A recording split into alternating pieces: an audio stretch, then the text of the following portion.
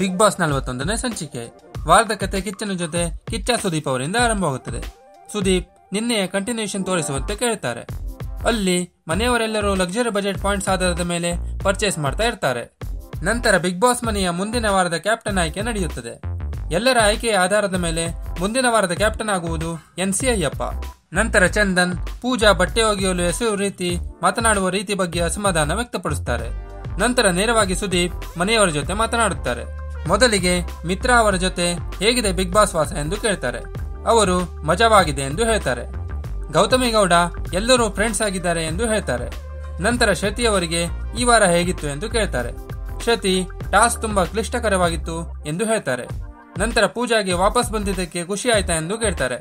ಹೌದು, ಭಾವನಾಗೆ ತುಂಬಾ ಖುಷಿಯಾಗಿದೆ ಎಂದು ಪೂಜಾ ಹೇಳ್ತಾರೆ. ಸುನಾಮಿ ಕಿಟ್ಟಿಗೆ 5ನೇ ವಾರ ನಾಮಿನೇಷನ್ ಆಗಿದ್ದು ಹೇಗೆ ಅನಿಸಿದೆ ಎಂದು ಸುದೀಪ್ ಕೇಳ್ತಾರೆ. ಕಿಟ್ಟಿ ಆಕಾಶ ತಲೆ ಮೇಲೆ ಬಿದ್ದ ಹಾಗಿದೆ ಎಂದು ಹೇಳ್ತಾರೆ. ಸುದೀಪ್ ಕಂಟಿನ್ಯೂಸ್ ಆಗಿ 5ನೇ ವಾರ ನಾಮಿನೇಟ್ ಆಗಿದ್ದು ರೆಕಾರ್ಡ್ ಎಂದು ಹೇಳ್ತಾರೆ. ನಂತರ ಆನಂದ್ಗೆ ನಾರದ ಮುನಿಯಿಂದ ನಮಸ್ಕಾರ ಎಂದು ಹೇಳ್ತಾರೆ. ಆನಂದ್ ತಮಾಷೆಗಾಗಿ ಹಾಡಿದ್ದು ಎಂದು ಹೇಳ್ತಾರೆ. ರೆಹಮಾನ್ ಮಗಳ ಫೋಟೋ ಸಿಕ್ಕಿದ್ದು ತುಂಬಾ ಖುಷಿಯಾಯಿತು ಎಂದು ಹೇಳ್ತಾರೆ. ನೇತ್ರಾಗೆ ಕ್ಯಾಪ್ಟನ್ಶಿಪ್ ಕಳೆದುಕೊಂಡ ಬಗ್ಗೆ ಸುದೀಪ್ ಕೇಳ್ತಾರೆ. ನೇತ್ರಾ ಸ್ಟುಪಿಡ್ ಎಂದು ಅನಿಸಿತು ಎಂದು ಹೇಳ್ತಾರೆ. ನಂತರ ಕಾಲರ್ ಆಫ್ ದಿ ವೀಕ್ ದೀಕ್ಷಾ ಎಂಬುವರು ಡೆಲ್ಲಿಯಿಂದ ಫೋನ್ ಮಾಡ್ತಾರೆ ಮತ್ತು ಶ್ರುತಿ ಅವರಿಗೆ ಸೋತರೆ ಕ್ವಿಟ್ ಮಾಡ್ತೀರಿ ಎಂದು ಯಾಕೆ ಹೇಳಿದಿರಿ ಎಂದು ಕೇಳ್ತಾರೆ. ಶ್ರುತಿ ಸೋಲಿಗೆ ನಾವು ಯಾರೂ ಡಿಸರ್ವ್ ಆಗಿರಲಿಲ್ಲ ಎಂದು ಹಾಗೆ ಹೇಳಿದೆ ಎಂದು ಹೇಳ್ತಾರೆ. ನಂತರ ಸುದೀಪ್ ಪೂಜಾಗೆ ಜಾಸ್ತಿ ಬಟ್ಟೆಯನ್ನು ಒಗೆಯಲು ಕೊಟ್ಟ ಬಗ್ಗೆ ಕೇಳ್ತಾರೆ. ಪೂಜಾ ಜೆನ್ಯೂನ್ ಆಗಿ ಅಷ್ಟು ಒಗೆಯಬೇಕಾದ ಬಟ್ಟೆ ಇತ್ತು, ಅದಕ್ಕೆ ಕೊಟ್ಟೆ ಎಂದು ಹೇಳ್ತಾರೆ.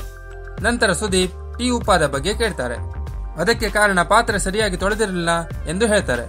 ನಂತರ ಎಲಿಮಿನೇಷನ್ ಅಲ್ಲಿ ಮೊದಲಿಗೆ ಸುನಾಮಿ ಕಿಟ್ಟಿ ಸೇಫ್ ಆಗ್ತಾರೆ. ನಂತರ ರ್ಯಾಪಿಡ್ ಫೈರ್ ಪ್ರಶ್ನೆ ಕೇಳಿ ಸುದೀಪ್ ಆನ್ಸರ್ ಕೇಳ್ತಾರೆ.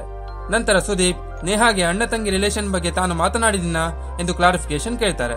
ನೇಹಾ ಕೊಟ್ಟ ಆನ್ಸರ್ ಸಮಂಜಸವಾಗಿರದಿದ್ದಾಗ ರೆಹಮಾನ್ ಕರೆಕ್ಟ್ ಮಾಡ್ತಾರೆ. ನಂತರ ಎಲಿಮಿನೇಷನ್ ಪ್ರಕ್ರಿಯೆ ಕಂಟಿನ್ಯೂ ಆಗುತ್ತದೆ. ಎರಡನೇದಾಗಿ ಮಾಸ್ಟರ್ ಆನಂದ್ ಸೇಫ್ ಆಗ್ತಾರೆ. ಕೊನೆಯದಾಗಿ ನೇಹಾ ಮತ್ತು ರೆಹಮಾನ್ ಮಧ್ಯೆ ನೇಹಾ ಎಲಿಮಿನೇಟ್ ಆಗ್ತಾರೆ ಮತ್ತು ರೆಹಮಾನ್ ಸೇಫ್ ಆಗ್ತಾರೆ. ಮುಂದಿನ ಸಂಚಿಕೆಯಲ್ಲಿ ಏನಾಗುತ್ತೆ ಎಂದು ತಿಳಿಯಲು ನಮ್ಮ ಚಾನೆಲ್ ಸಬ್ಸ್ಕ್ರೈಬ್ ಮಾಡಲು ಮರೆಯದಿರಿ.